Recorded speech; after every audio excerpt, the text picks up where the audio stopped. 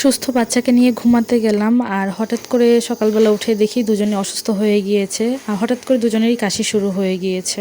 মুত্তাকিনে কিন্তু ঠান্ডা বা জ্বর কাশি কোনো কিছুই ছিল না, একদমই ভালো ছিল। হঠাৎ করে মাঝরাতের দিকে দেখলাম যে হালকা কাশি হচ্ছে আর সকালের দিকে দেখলাম কাশিটা আরও বেড়ে গিয়েছে। এই জন্য সকালবেলা ঘুম থেকে উঠেই মশারিও তুলিনি, কিছুই করিনি। ঘুম থেকে উঠে আগে আমি ওকে নেবুলাইজার দিয়ে নিলাম।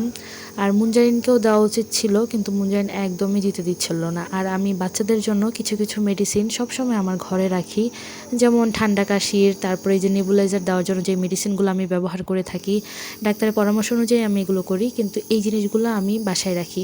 এই ধরেন সকাল 8টার দিকেই মুত্তাকিনকে আমি নেবুলাইজার করেছি, তখন কিন্তু আশেপাশে কোনো ফার্মেসি খোলেনি, কিন্তু আমি যে এই মেডিসিনগুলো রেখেছি কারণে আলহামদুলিল্লাহ এখন মোটামুটি মুত্তাকিনের কাশিটা অনেকটাই কমেছে।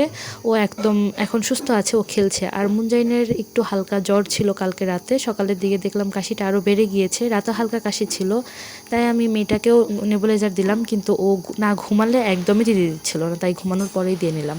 মুখে মাস্ক একদমই লাগাতে দেয় না, সেই জন্য মাস্ক না লাগিয়েই আমি মেডিসিনটা দিচ্ছিলাম।